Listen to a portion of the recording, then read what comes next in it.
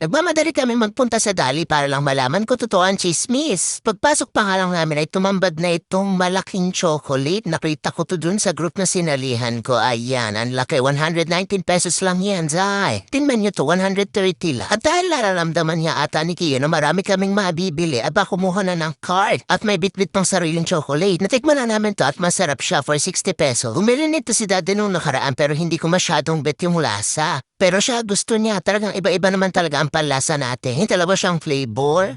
Itong original yung bet ko. Sulit naman, nasa 69 pesos yung lasa nito at saka punong-puno yung lalagyan ha. Kaya naman kumuha ko ng 2 piraso. Pinipigil-pigilan ko nga yung sarili ko kasi syempre guys galing kami sa gastos. Tuwang-tuwa ang batuta, meron na naman siyang chicheria. At may nakita pa nga ako dito sa tabi o akala ko Pringles. 55 pesos yan kaya kumuha muna ako ng isa. Syempre titikman muna natin at tumatikman ko nga masarap guys. Baka kaulit. At dahil walang tigil nga ang bunganga ng anak ko sa pag-upak at paghahanap ng kung ano-anong merienda, bumili na rin tayo nitong tinapay. 58 pesos yan at ang dami niyong laman. Nalitin ako nitong Rebisco kasi favorite niya yan. 52.25 na pala yung Rebisco. Baka naman. Umagaw na rin ako nitong 29 pesos na King Rocks. Dito naman tayo sa mga frozen products. Ayan, nakita ko itong lumpiang Shanghai. 44 pesos yan at nung tikman ko guys, ang sarap. At itong Great Taste Siomai. At sus ko, buti umabot kami dito sa shoestring fries. Nag-iisa na siya. 122 pesos yan.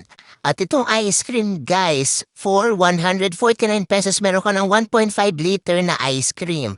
So nakabili na si daddy niya nung nakaraan at masarap. So naghahanap ako ng cookies and cream para yun naman i-try namin kaso walang available.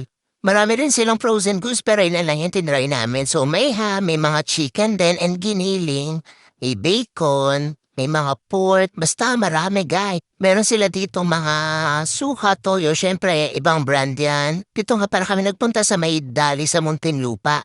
Medyo tago kasi yung Dali dito kaya marami pa silang stocks. Pero wala yung salute na chocolate, yun talaga yung gustong-gusto ko guys. Marami naman silang tinda rito pero hindi kompleto. Pero mura guys ha. Hindi na talaga kami nag-grocery kasi nga ang mahal-mahal lang bilihin. Bumibili lang kami kung anong kailangan sa labas. Siyempre bumili tayo itong Posporo, 16 pesos yan. And ang favorite natin, Kopi ko brown. Pero tinikman namin yung isang kape dito sa masarap din.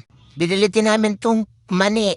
Legit na masarap at syempre magbabayad na tayo. Dito nga pala ay self-service. So since napunta na rito si Daddy last time, meron na tayong eco bag ng Dali. At ayan nga, busy na naman itong aking baby.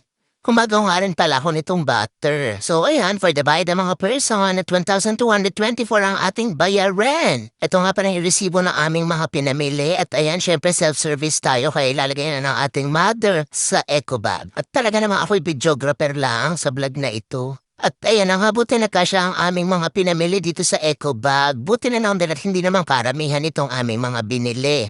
O ayun nga guys, legit nga dito mura yung chocolate. February 14 na kung naghahanap ka ng murang chocolate, sugod na sa pinakamalapit na Dali Everyday Grocery.